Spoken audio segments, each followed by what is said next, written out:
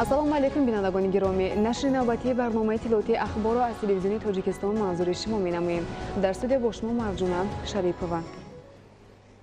тавре иттилоъ дода будем асосгузори сулҳу ваҳдати миллӣ пешвои миллат президенти ҷумҳурии Тоҷикистон муҳтарам Эмомалӣ Раҳмон бо сафари корӣ ва ҷиҳати иштирок дар форуми дуюми ҳамкории байналмилалии як камарбанд як роҳ дар ҷумҳурии мардумии Чин қарор доранд. Дар дораи ин сафар президенти мамлакат муҳтарам Эмомалӣ Раҳмон дар форуми дуюми ҳамкории байналмилалии як камарбанд як роҳ иштирок ва суханронӣ намуда ба ҷониби Чин барои дар сатҳи баланди ташкилӣ баргузор кардани ҳамоиш изҳори сипос намуданд. Ҳамчунин сарвари давлат бо як қатор роҳбарони давлатҳои хориҷ мулоқот анҷом доданд. гузориши хабарнигорони мо. 25 апрел асосгузори сулҳу ваҳдати миллӣ пешвои миллат президенти ҷумҳурии Тоҷикистон муҳтарам Эмомалӣ Раҳмон ба шаҳри Пекини ҷумҳурии мардумии Чин ташриф оварданд.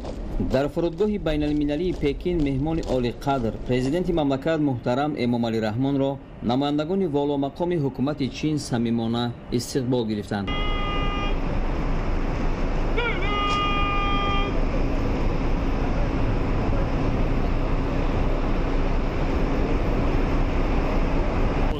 ёдовар мешавем ки сарвари давлат муҳтарам Эмомалӣ Раҳмон бо сафари корӣ ҷиҳати иштирок дар форуми дуюми ҳамкории байналмилалии як камарбанд як роҳ ба ин кишвар ташриф оварданд. дар кори форум президенти ҷумҳурии Тоҷикистон сарони давлатҳо ва ҳукуматҳои 40 кишвари олам роҳбарони ташкилоту созмонҳои бонуфузи ҷаҳонӣ иштирок менамоянд. сарвари давлат муҳтарам Эмомалӣ Раҳмон дар кори форум иштирок ва суханронӣ карда бо раиси ҷумҳурии мардумии Чин Си Ҷинпин ва сарони як қатор кишварҳо ба хотири рушду густариши муносибатҳои ҳамкорӣ мулоқотҳои дуҷониба анҷом медиҳанд. 25 апрел дар доираи сафари корӣ дар ҷумҳурии мардумии Чин ва дар ҳошияи иштирок дар форуми дуюми ҳамкории байналмилалии як камарбанд як роҳ асосгузори сулҳу ваҳдати миллӣ пешвои миллат президенти ҷумҳурии Тоҷикистон муҳтарам Эмомалӣ Раҳмон бо президенти ҷумҳурии Узбекистон муҳтарам Шавкат Мирзиёев мулоқот карданд. дар ҷараёни мулоқоти гарму самимӣ маҷмӯи васеъи масоили ҳамкорӣ ва нақшаву дурнамои муносибатҳои неки дӯстиву ҳамҷаворӣ мавриди баррасии ҷонибҳо қарор дода шуд. президенти мамлакат муҳтарам Эмомалӣ Раҳмон аз имкони дидору мулоқот бо дӯсту бародар ва ҳамтои худ муҳтарам Шавкат Мирзиёев изҳори хушнудӣ карда бо итминон иброз доштанд ки ҳар як вохӯрии сатҳи олӣ барои тавсия ва таҳкими минбаъдаи муносибатҳо байни кишварҳо саҳми назаррас мегузоранд. дар ҷараёни мулоқот сарони давлатҳо аз вазъи имрӯзаи ҳамкорӣ изҳори қаноатмандӣ намуданд. таъкид шуд ки муносибатҳо ки бар анъанаҳои бою таърихӣ ва эҳтирому эътимоди байни ҳамдигарӣ асос ёфтааст омили муҳими ба сатҳи нави уфуқҳои рушди ҳамкорӣ баровардани робитаҳои ҳасана бар нафъи мардумони ду кишвар мебошад. ҷонибҳо рӯйдодҳои муҳими сиёсии байни ду кишварро дар соли 2018 барои Тоҷикистону Узбекистон таърихӣ номида таъкид доштанд ки мо бо талошҳои худ барои ҳамкории судманд дар ҳама соҳаҳо заминаи боэътимод фароҳам овардем. дар ҷараёни мулоқот татбиқи санадҳои нави ба имзо расида ва фаъолияти пурсамари комиссияи байниҳукуматӣ оид ба ҳамкории тиҷоратию иқтисодӣ махсус қайд карда шуд. дар се моҳаи аввали соли 2019 ҳаҷми гардиши мол байни ду кишвар ба 62 миллион доллари амрикоӣ баробар шуд. пешниҳод гардид ки барои расидан ба ҳадафҳои нек корҳо дар самти диверсификатсияи молу маҳсулот ва хизматрасонӣ ва фаъолгардонии тиҷорат идома дода шавад. ин имкон медиҳад ки дар солҳои наздик ҳаҷми гардиши мол ба 500 миллион доллари амрикоӣ расонда шавад.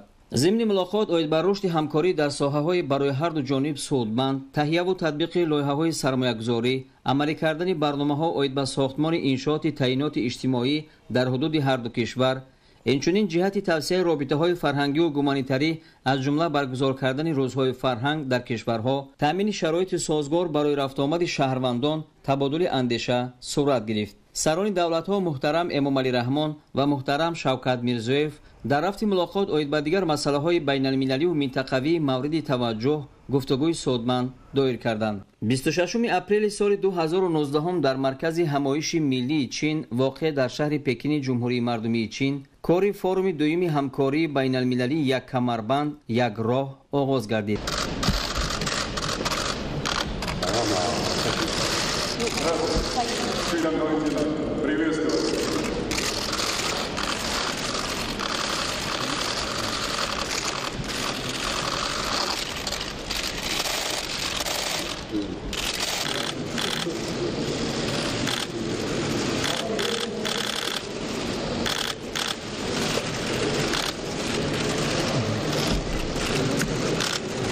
дар ин ҳамоиши сатҳи баланд асосгузори сулҳу ваҳдати миллӣ пешвои миллат президенти ҷумҳурии тоҷикистон муҳтарам Эмомалӣ Раҳмон, сарони давлатҳо ва ҳукуматҳои 40 кишвари олам, инчунин роҳбарони ташкилоту созмонҳои бонуфузи ҷаҳонӣ иштирок карданд. Кори форумро бо сухани муқаддимавӣ раиси ҷумҳурии мардумии Чин Си Ҷинпин ифтитоҳ карда, ҳамаи иштирокчиёни ҳамоиши бузургро ба Чин хайрамақдам гуфт.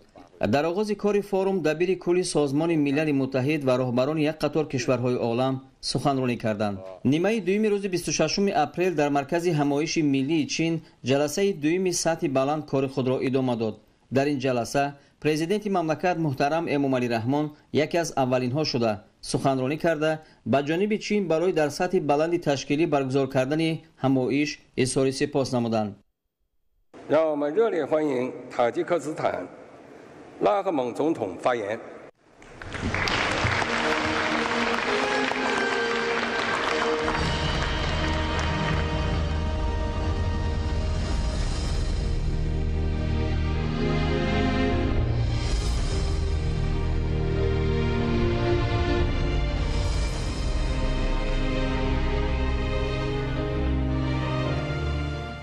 Уважаемые главы государств и делегаций, дамы и господа, позвольте прежде всего выразить признательность председателю Китайской Народной Республики господину Си Цзиньпину за приглашение принять участие во втором форуме «Один пояс, один путь», а также за оказанное гостеприимство.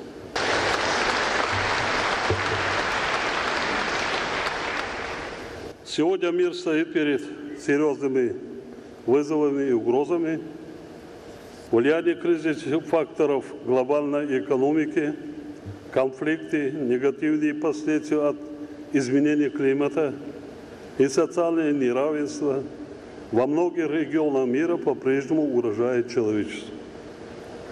Учитывая новые реалии нестабильности и неопределенности глобального развития, инициатива «Один пояс, один путь» является своевременной и востребованной, так как отражает и объединяет экономические интересы многих стран. Ведь главная цель инициативы заключается в стимулировании общего развития и процветания основных на принципах совместного использования преимуществ каждой страны во имя общего блага всех государств, расположенных вдоль шелкового пути.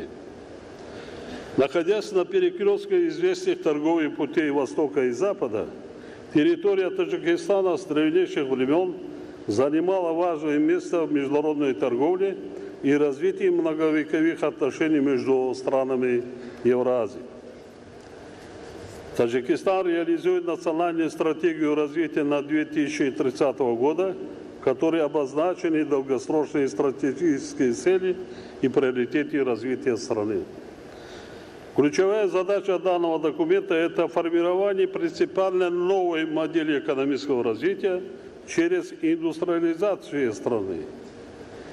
Опыт технологической, инновационной и инвестиционной возможности стран-участниц инициативы «Один пояс, один путь» могут быть использованы в совместной реализации важных и перспективных инфраструктурных и производственных проектов. Это в том числе касается проектов регионального значения в таких областях, как гидроэнергетика, развитие инфраструктуры и коммуникаций, промышленность, аграрный сектор и туризм.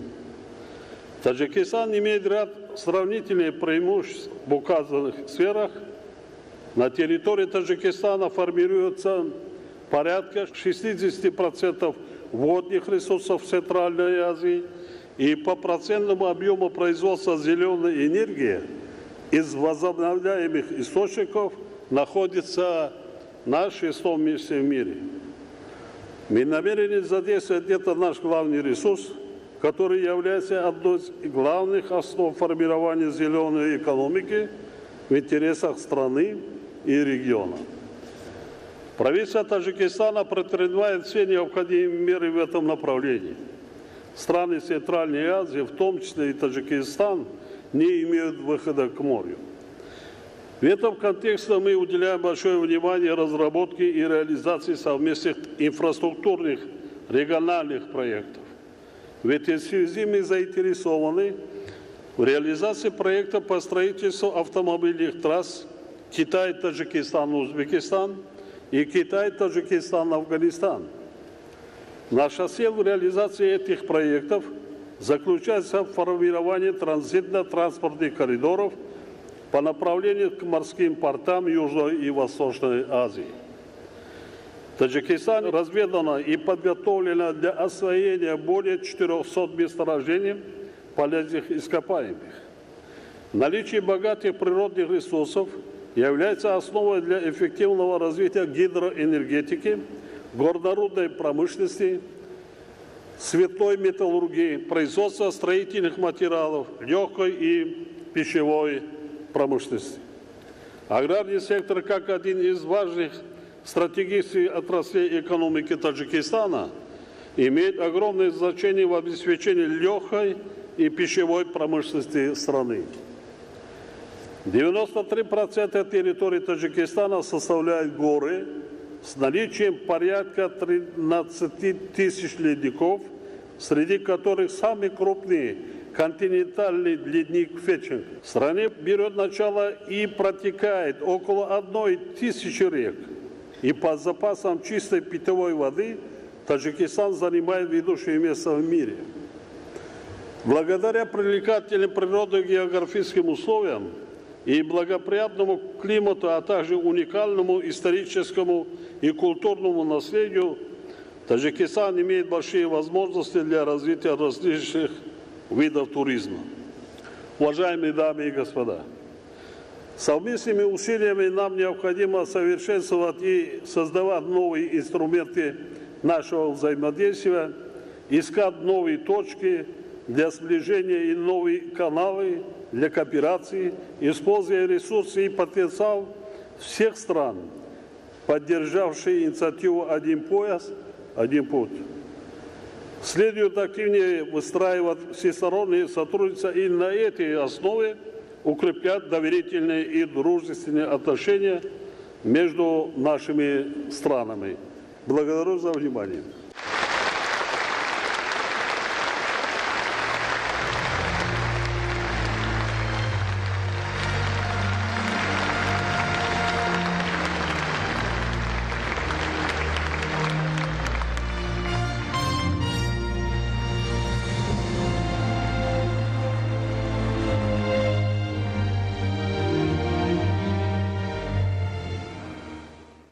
дар шаҳри пекин дар ҳошияи форуми дуюми ҳамкории сатҳи баланди байналмилалӣ як камарбанд як роҳ асосгузори сулҳу ваҳдати миллӣ пешвои миллат президенти ҷумҳурии тоҷикистон муҳтарам эмомалӣ раҳмон ба хотири таҳкиму тавсеяи муносибатҳои дӯстиву ҳамкории тоҷикистони соҳибистиқлол бо кулли кишварҳои олам боробарони як қатор давлатҳои хориҷ иштирокчиёни форум мулоқоту суҳбатҳои самимию созанда доир карданд. аз ҷумла чунин мулоқотҳои пурмуҳтаво бо сарвазири ҷумҳурии социалистии ветнам нуген суан фук, сарвазири ҷумҳурии исломии покистон имрон хон, президенти конфедератсияи швейтсария ули маурер, президенти ҷумҳурии озарбойҷон илҳом алиев, президенти ҷумҳурии қирғизистон сооронбой жээнбеков ва президенти муғулистон халтмагин баттулга сурат гирифт ки зимни онҳо маҷмӯи васеи масоили ҳамкории дуҷонибаю бисёрҷонибаи кишварҳо мавриди муҳокима қарор дода шуд. дар ҷараёни мулоқоти асосгузори сулҳу ваҳдати миллӣ пешвои миллат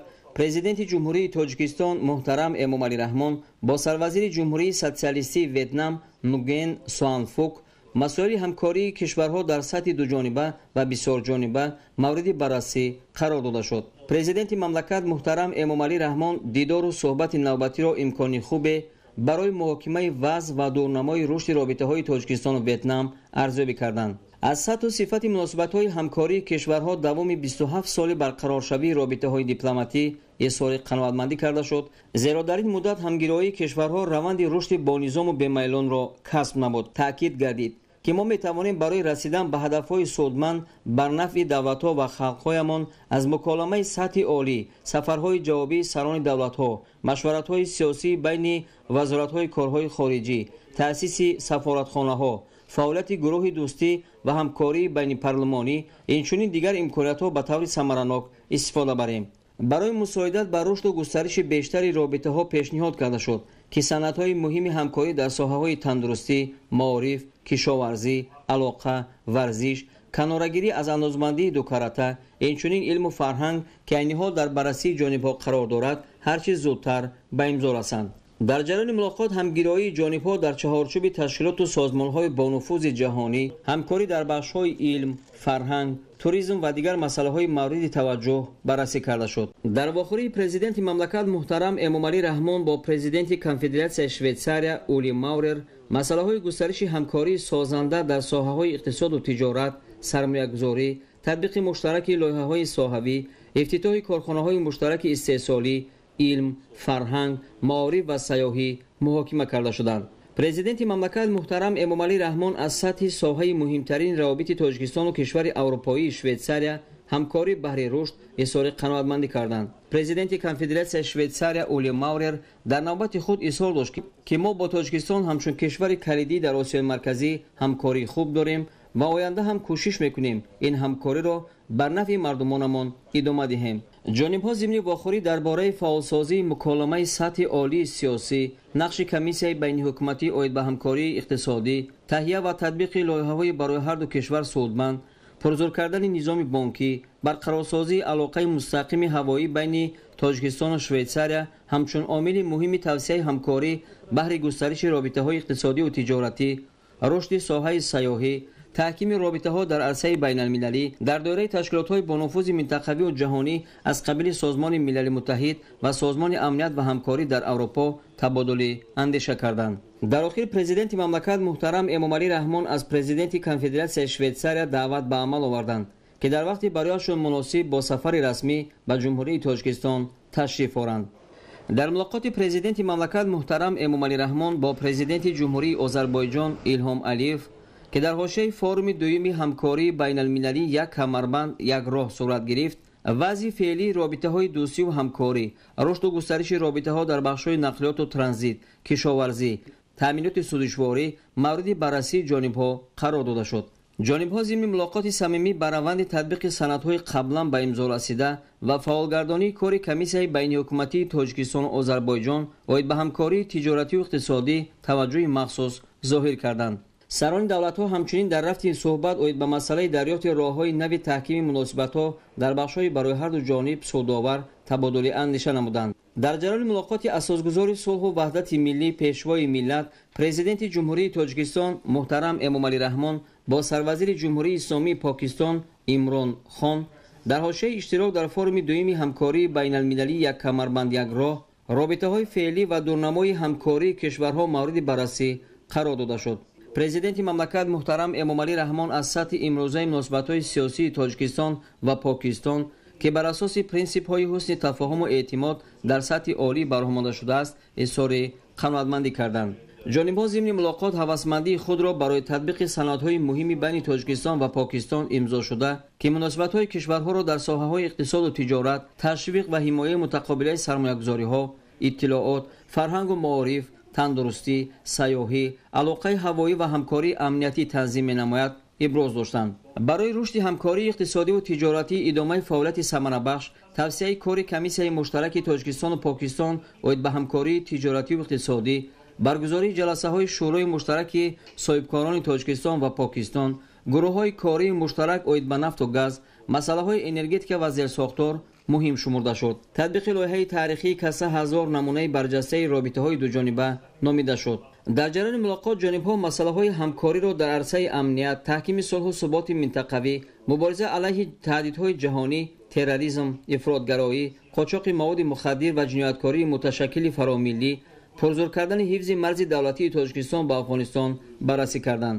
ҳарду ҷониб тарафдории худро барои таҳкими ҳамкории бисёрҷониба дар доираи созмонҳои байналмилаливу минтақавӣ аз ҷумла Созмони Милали Муттаҳид, Созмони ҳамкории Шанхай, Созмони ҳамкории исломӣ ва Созмони ҳамкории иқтисодӣ иброз доштанд. изҳори итминон карда шуд ки иштироки ҷониби Покистон дар саммити панҷуми давлатҳои аъзои машваратҳои ҳамкорӣ ва тадбирҳои боварӣ дар Осиё ки соли ҷорӣ дар шаҳри Душанбе баргузор мегардад, ҳамкории муштарак дар чаҳорчӯби ин иҷлосияи сатҳи олӣ ба таъмини сулҳу субот, амният ва татбиқи тадбирҳои эътимод дар минтақаи осиё ва дарёфти роҳҳои нави таҳкими ҳамкории созанда мусоидат хоҳад кард. дар вохӯрии асосгузори сулҳу ваҳдати миллӣ пешвои миллат президенти ҷумҳурии тоҷикистон муҳтарам эмомалӣ раҳмон бо президенти ҷумҳурии қирғизистон Сооронбой Жээнбеков муносибатҳои ҳамкорӣ дар сатҳи дуҷониба ва ҳам дар чаҳорчӯби ташкилотҳои минтақавӣ байналмилалӣ, мавқеъ ва иштироки фаъоли кишварҳо дар ҳамоишҳои сатҳи баланд аз қабили форуми дуюми ҳамкории байналмилалӣ як камарбанд як роҳ мавриди баррасӣ қарор дода шуд. ҷонибҳо зимни мулоқот масъалаи рушди робитаҳо дар бахшҳои сиёсӣ, тиҷоратию иқтисодӣ, илмӣ, техникӣ, фарҳангӣ ва гуманитарӣ, инчунин оид ба густариши муносибатҳои ҳамҷаворӣ табодули андеша карданд.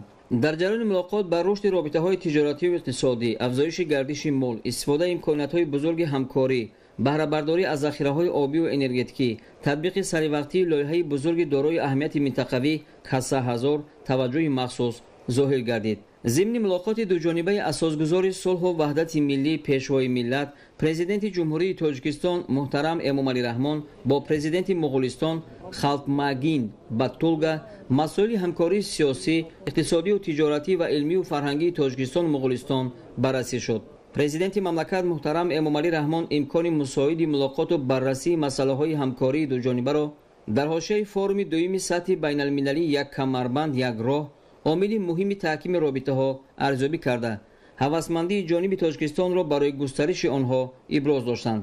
Тоҷикистон Муғулистонро ҳамгироии сиёсии ду кишвар дар масоили сиёсати минтақавию ҷаҳонӣ аз ҷумла дар доираи Созмони Милали Муттаҳид ва Созмони ҳамкории Шанхай ба ҳам муттаҳид месозад, ки сарони давлатҳо аз сатҳи ин робитаҳо изҳори қаноатмандӣ карданд. президенти мамлакат муҳтарам эмомалӣ раҳмон пешниҳод карданд, ки ба хотири таҳкими муносиботи дуҷониба ҳамкории иқтисодиву тиҷоратӣ бо истифода аз имкону захираҳо ҷоноб карда шавад. дар ҷараёни мулоқот ҳамчунин дигар масъалаҳои мавриди таваҷҷӯҳи ҷонибҳо баррасӣ гардид. имрӯз дар шаҳри Пекини ҷумҳурии мардуми Чин кори форуми дуюми ҳамкории байналмилалии сатҳи баланди як камарбанд як роҳ идома ёфт. асосгузори сулҳу ваҳдати миллӣ пешвои миллат президенти ҷумҳурии Тоҷикистон муҳтарам Эмомалӣ раҳмон барои иштирок дар ҷаласаҳои якум, дуюм ва сеюми мези мудаввар дар доираи форуми дуюми ҳамкории байналмилалии сатҳи баланди як камарбанд як роҳ ба маркази ҳамоиши байналмилалии Хуайроу ташриф оварданд. президенти ҷумҳурии Тоҷикистон муҳтарам Эмомалӣ раҳмон ва роҳбарони ҳайатҳои кишварҳоро дар майдони Ханчжоу раиси ҷумҳурии мардуми Чин Си Ҷинпин истиқбол гирифт. дар боғи тобистона сарони давлатҳои Тоҷикистону Чин муҳтарам Эмомалӣ раҳмон ва Си Ҷинпин барои хотира аксбардорӣ намуданд. сарвари давлат муҳтарам Эмомалӣ раҳмон дар ҷаласаи якуми мези мудаввар таҳти унвони тавсеяи имкониятҳои ҳамкорӣ барои омӯзиши манбаъҳои рушд, иштирок ва бо нутқи пурмуҳтаво суханронӣ карданд. президенти мамлакат таъкид доштанд, ки Тоҷикистон ба татбиқи ҳадафмандонаи ташаббуси як камарбанд як роҳ аҳамияти хоса медиҳад ва омода аст бо тамоми кишварҳо дар доираи ин тарҳ ҳамкории судмандро ба роҳ монад. таъкид гардид, ки ин ташаббус метавонад барои Тоҷикистон манбаи иловагии захираҳои молиявӣ дар роҳи татбиқи стратегияи миллии рушд дар давраи то соли 2030 ҷиҳати ноил шудан ба ҳадафҳои рушди устувор гардад. иштироки Тоҷикистон дар ин ташаббус ҳамчун кишваре, ки ба баҳр баромад надорад, барои баромадан аз бумбасти коммуникасия ва рушди иқтидори транзитӣ мусоидат мекунад. ҳамзамон бо амалӣ кардани ин ташаббус имкон фароҳам меояд, ки Тоҷикистон ба бозорҳои нав роҳ ёбад ва тавассути долонҳои нав корхонаҳои нави истеҳсолӣ таъсис диҳад. сарвари давлат муҳтарам Эмомалӣ раҳмон зимни баромади худ таъкид карданд, ки мақсади мо аз рушди соҳаи нақлиёти транзитӣ ин фароҳам овардани шароити мусоид барои хатсариҳои байналмилалии нақлиётӣ дар роҳҳои мошингард, ҳавоӣ ва роҳи оҳан байни кишварҳоямо мебошад. президенти ҷумҳурии Тоҷикистон пешниҳод карданд, ки роҳҳои мошингарди шоҳроҳи Хитой Тоҷикистон Ӯзбекистон ва Хитой Тоҷикистон Афғонистон ба тарҳи ташаббуси як камарбанд як роҳ ворид карда шавад. мо ҳамчунин лоиҳаи роҳи оҳани Хитой Қирғизистон Ӯзбекистонро дастгирӣ мекунем ва ҷонибдори ба он ворид шудани кишварро мебошем, таъкид карданд сарвари давлат муҳтарам Эмомалӣ раҳмон.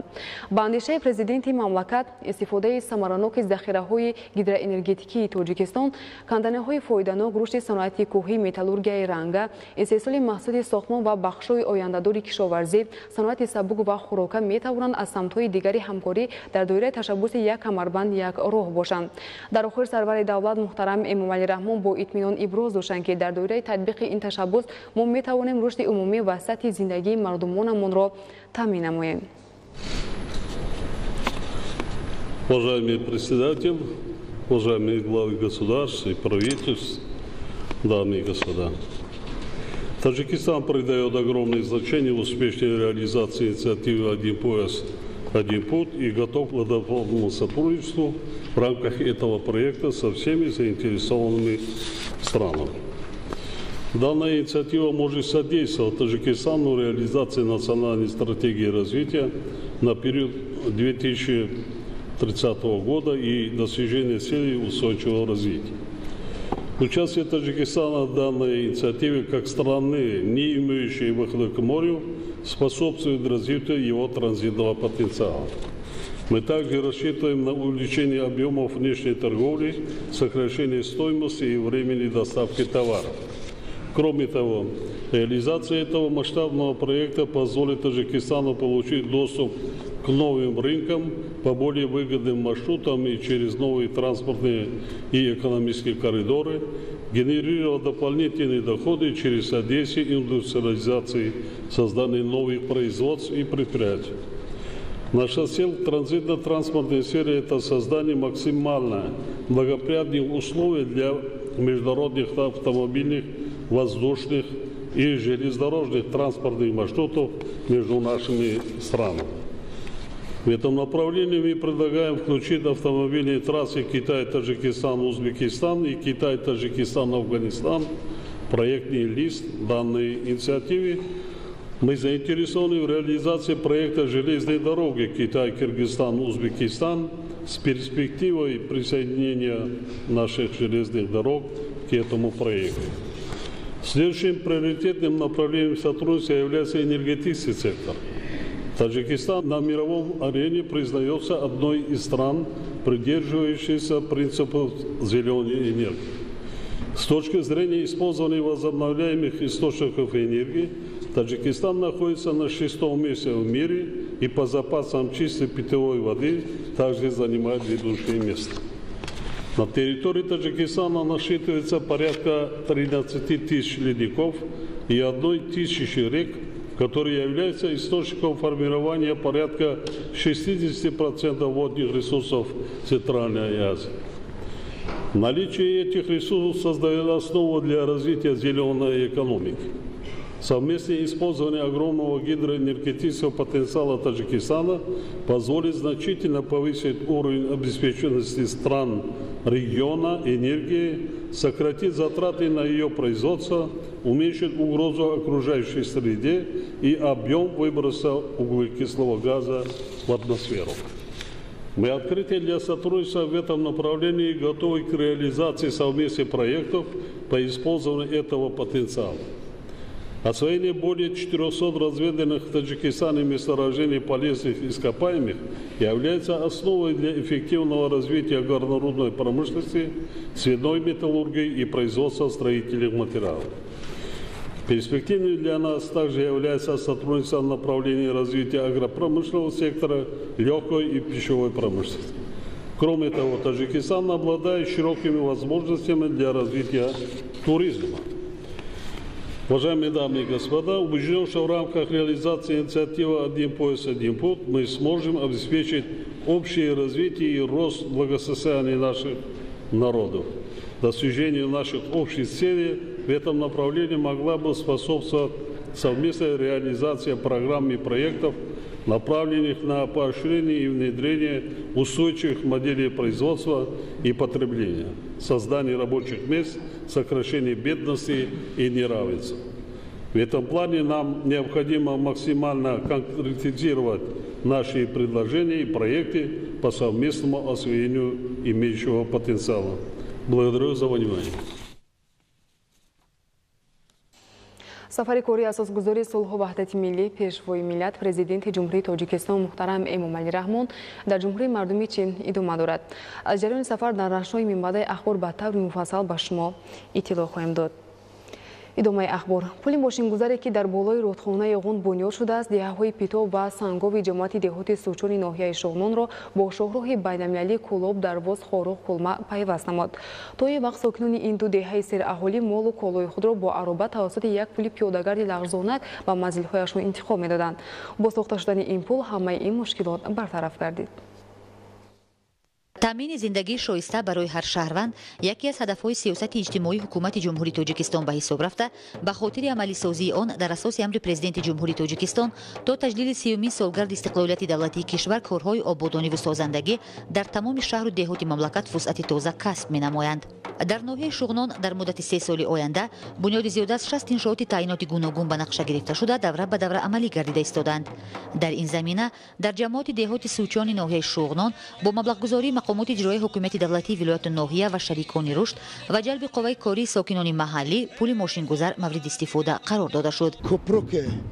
ماشینگذار بین دو دی‌ها که سال‌ها مردم تشنه این طرف و اون طرف گذشتن داشتند و امروز البته به هدف خود رسیدند. ساکنان ناحیه از چنین دستگیری سریوقتی که از دستور و هدایت‌های انسانپرورانه پیشوای معظم ملت محترم امامعلی رحمان سرچشمه گرفته است اظهار سپاس نموده تاکید داشتند که من بعد نیز کوشش می‌نمایند در کارهای آبادانی و سازندگی در دایره اعلان گردیدن سال‌های 2019-2021 چون سال‌های رشد دهات، سیاحی و هنرهای مردمی سهمگذاری نمایند. قشلوق پتوب که قریب 120 خوجگی دارد، اما چوروداری و زمینوی کشت در حدود همین قشلوق سنگوف جای گیرند و اونا بسیار یعنی تنقیصی میکشیدند. رئیس ولایت مختار کوهستانی بدخشان یودگور فیضوف اظهار داشت که رشد دهات دوردست و بهتر گردیدن صفت زندگی مردم تحت توجه به واسطه اساسگذاری صلح و وحدت ملی پیشوای ملت پرزیدنت جمهوری تاجیکستان محترم امامعلی رحمان قرار داشته. بنیاد چنین انشاءات گواهی همکاری ثمره بخش دولت و بخش خصوصی به حساب می رود.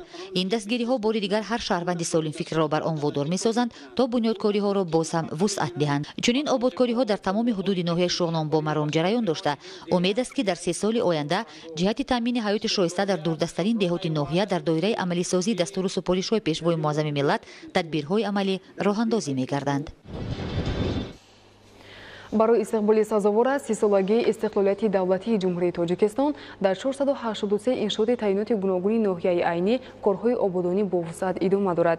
иншооти мазкур бо маблағгузории ҳукумати ҷумҳурии тоҷикистон ва ҷалби соҳибкорону шахсони саховатпеша бунёд карда мешаванд. гузориш аз ноҳияи айнӣ. раванди бунёдкориҳо дар ноҳияи айнӣ мутобиқ ба талаботи имрӯз ва дар доираи нақшаҳои таҳризӣ гардида бо сифати баланд ҷараён доранд. давоми солҳои соистиқлолии мамлакат бо андешидани тадбирҳои муҳими давлатӣ, бунёди як қатор иншооти муҳими иҷтимоӣ, маорифу тандурустӣ, биноҳои истиқоматию маъмурӣ дар ноҳияи айнӣ барои пешрафти соҳаҳои хоҷагии халқ асос гузошт. баробари ҳалли як қатор масъалаҳои иҷтимоӣ, таҳияи нақша чорабиниҳо ба истиқболи ҷашни 30-солагии истиқлолияти давлатии ҷумҳурии тоҷикистон ва азми қавӣ гирифтани мақомоти давлатӣ, соҳибкорону аҳолӣ барои сохтмону навсозии 483 иншооти гуногун дар 8 ҷамоати деҳот барои ободию пешрафт мусоидат менамояд.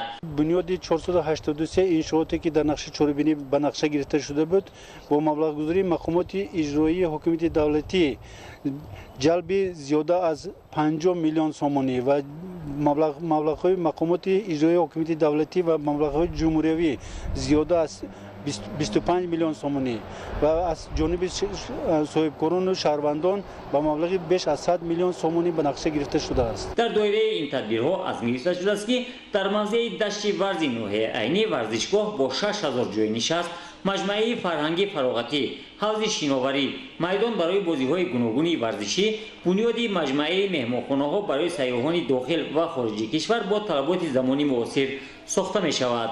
бо ин мақсад имрӯзҳо бо фармоиши идораи сохтмони асосии мақомоти иҷроии ҳокимияти давлатии вилояти суғд корҳо ҷараён доранд. дар доираи эълон гардидани солҳои 2019-2021 солҳои рушди деҳот, сайёҳӣ ва ҳунарҳои мардумӣ дар маркази ноҳияи айнӣ бошад, аз рӯи нақшаи генералии ноҳия дар кӯчаи Хосият Маҳмудова сохтмони варзишгоҳи хурд барои бозии футбол ва макони бозии кӯдакон идома дорад. варзишгоҳи сохташаванда аз ҷониби коргарону мутахассисони ҷамъияти дорои масъулияти маҳдуди Промстрой бо харҷи беш аз 800 000 сомонӣ бунёд карда мешавад. таъмири бинои маъмурии ҷамоати деҳоти айнӣ, роҳҳои пиёдагарди маркази ноҳия ва сафолатпӯш намудани майдончаҳо дар масоҳати 1000 метри мураббаъ иқдоми амалӣ дар самти беҳтар кардани ҳолати роҳҳо, фароҳам овардани шароит барои рафтуомади сокинон ва ободу зебо намудани маҳал мебошад. خبرها از خارج مملکت: بر اثر عمل تروریستی در شهر رقه سوریه 10 خدمتچی حربی به هلاکت رسیده، چند کسی دیگر جراحت برداشت. در نتیجه عملیات ضد تروریستی ساختارهای قدرتی شریلانکا در شهر کالمونای 15 نفر جان باخته، 10 کسی دیگر زخمی شدند. در شهر کالمونای شریلانکا هنگام گذراندن عملیات ضد تروریستی گروه سلاح‌برداران به نظامیان حمله کردند. در نتیجه 15 نفر ساکن آسایشته به هلاکت رسید. در میان هلاک شدگان 6 کودک نیز هست.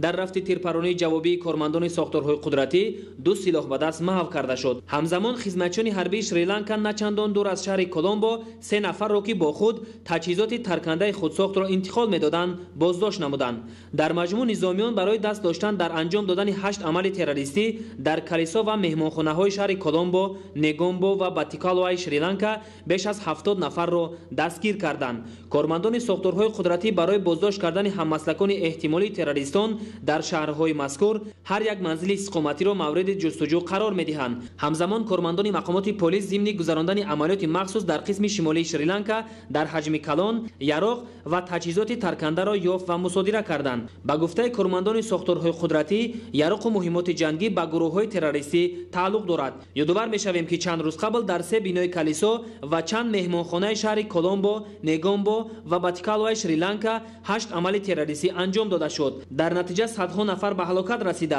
بیش از 500 کس دیگر مجروح شدند. تروریستان عمل‌های پی در پی تروریستی را هنگام جشن گرفتن یکی از مراسم‌های دینی انجام دادند. وابسته به عمل‌های دهشتناک تروریستی در شریلانکا تدبیرهای امنیتی پرزور کرده شده است. در شهر رقه سوریه عمل تروریستی انجام داده شد. بر اثر حادثه 10 خدمتچی حربی به هلاکت رسید. طبق اطلاع رسیده تروریستان در نزد قرارگاه خدمتچیان حربی نقلیاتی با مواد ترکنده مجهز را ترکاندند. از ضربه ترکش بینای قرارگاه و ماشین‌های اطراف آن ضرر جدی دیدند. یادآور می‌شویم که چند قبل نیز بر اثر عمل تروریستی در نقطه گذرگاه نظارتی کارمندان ساختارهای قدرتی سوریه در شهر رقه 13 نظامی جان باخته بودند. در قسم جنوبی مراکش چرخبال خدمتچیان حربی به فلاکت دچار گردید. در نتیجه 2 نظامی به هلاکت رسیده، 1 کسی دیگر مجروح شد. چرخبال پس از چند دقیقه پرواز با سبب‌های نامعلوم سقوط کرده است. در محل حادثه کارمندان خدمات داخلدار برای معاین کردن سبب‌های به فلاکت دچار شدن چرخبال فعالیت دارند. در یک شاهراه شتات کلرادو ایالات‌های متحده آمریکا یکباره 28 نقلیات به هم برخوردند. در نتیجه 10 نفر هلاک و زخمی شدند. طبق اطلاع کارمندان مقامات پلیس، راننده نقلیات بارکش از عهده اداره نقلیات نبرآمده به دیگر نقلیات برخورده است که پس از این حادثه ماشین‌های دیگر پای هم به یکدیگر برخوردند. بعد از رخ دادن صدمه چند نقلیات آتش گرفته خراب شد. حالت پیش آمده باعث قطع شدن حرکت نقلیات در شاهراه مذکور گردید. کارمندان مقامات پلیس راننده نقلیات بارکش را دستگیر نمودند. در کارخانه استحصال یخنان کشور کراسنایارسکی فدراسیای روسیه سوختار سر زد. سوختار در بالاپوش بنا به عمل آمده در مدت کوتاه به مساحت قریب 20000 متر مربع پهن گردید. از سوختار شدید بالاپوش بنای کارخانه پرره خراب شد. کارمندان خدمات داخلدار ساکنان نزدیک حادثه را به جایهای بی‌خوف کوچاندند. موافق معلومات پیشکی سبب سر زدن سوختار در کارخانه استحصال یخنان در کشور کراسنایارسکی فدراسیای روسیه در رسیدگی کوتاه ناقل‌های برقی ارزیابی می‌گردد. کارمندان خدمات آتش نشانی برای خاموش کردن علنگای آتش ساعت‌ها مبارزه بردند. در فرانسه موج‌های بر جسد 1200 دلفین را به ساحل برآورد. کارشناسان ابراز می‌دارند که اکثر دلفین‌ها از طور ماهیداران زخمی شده تلف یافتند. طبق تحلیل کارشناسان در فرانسه سطح تلفیابی دلفین‌ها نسبت به سال‌های قبلی به مراتب زیاد گردیده است. کارمندان خدمات داخلدار از حکومتداران فرانسه درخواست کردند که جهت پیشگیری از تلفات جانوران آبی به خصوص دلفین‌ها چاره‌جویی نمایند. در شتات چیاپاس و اوآخاکای مکزیک سوختاری بیش از 1000 به عمل آمد. علنگای آتش صدها هکتار میدان جنگل را خراب کرد. با وسعت یافتن علنگای آتش وزش شمال و گرمی هوا باعث می‌گردد سوختار ده‌ها هکتار چراگاه‌ها را نیز نابود کرد که خواجگیداران با مشکلی جدی روبرو شدند. در رابطه با سوختار جنگل کارمندان خدمات نجات‌دهی ساکنان را به جای‌های بی‌خوف می‌کشانند. برای خاموش نمودن سوختار بیش از 1000 کارمندان خدمات آتش نشانی فعالیت دارند. موضوع دیگر در ناحیه ورزاب دوری ناحیوی فستیوال صدرنگ چکن که هدف از برگزاری آن بلند برداشتن مقام و منزلت لباس ملی، سرعت و صفت تازه بخشیدن به رشد هنرهای ملی از قبیل چکن و چکندوزی و سوزنیدوزی و گلدوزی می باشد گزارنده شد. گزارش همکاران ما. дар ноҳияи Варзоб бахши кор бо занон ва оилаи назди мақомоти иҷроияи маҳаллӣ пас аз баргузории фестивали 100 ранги чакан дар ҷамоатҳои деҳот даври ноҳиявии онро баргузор карданд. фестивал аз рӯи 6 номинатсия аз ҷумла либосҳои қадимаи чакан, либосҳои кӯдакона, либосҳои рӯзмарра, либосҳои маросимӣ ва идона, либосҳои расмӣ ва навъҳои гуногуни сӯзанидӯзӣ гузаронда шуд. мақсади асосии фестивал ин баланд бардоштани мақом манзалати либосҳои миллӣ, истеҳсоли анвои гуногуни матоъҳои миллӣ, чака, чакандӯзӣ, сӯзандӯзӣ, гулдӯзӣ, тоқидӯзӣ ва ғайраҳо мебошад. ҳамчунин барномаи фарҳангӣ бо фарогирии суруду таронаҳои халқӣ, сурудҳо дар васфи либоси миллӣ, чакану чакандӯзӣ пешниҳод карда шуд. ғолибони фестивали 100 ранги чакан дар ноҳияи Варзоб бо таҳлилу қазовати мутахассисони соҳа муайян гардида бо тӯҳфаҳою ифтихорнома қадрдонӣ шуданд. бояд қайд намуд ки дар баробари таърихи қадима доштан чакан рамзи зебоипарастӣ ва ҳунари воло мебошад ки дар он тахайюл ва хусусиятҳои хоси миллӣ инъикос ёфтааст. боиси ифтихори мардуми тамаддунофар ва фарҳангпарвари тоҷик аст ки чакан ба рӯйхати мероси фарҳангии созмони ЮНЕСКО шомил шудааст. таҷассум ёфтани тахайюлоти эҷодии тарроҳон, шакли шинаму зебо, нақшу нигори миллӣ ва гуногунрангӣ аз талаботҳои асосии фестивали 100 ранги чакан буд ки дар ноҳияи Варзоб дар сатҳи баланд гузаронида шуд. ҳадаф пеш аз ҳама баланд бардоштани мақому манзалати либоси миллӣ, суръату сифати тоза бахшидан ба истеҳсоли анвои гуногуни матоъҳои миллӣ аз қабили чакану чакандӯзӣ, сӯзанидӯзию гулдӯзӣ ва тоқидӯзию ҷуздонҳо мебошад. бинандагони гиромӣ, нашри навбатии барномаи иттилоотии ахбор хотима меёбад. хайр, саломат бошед.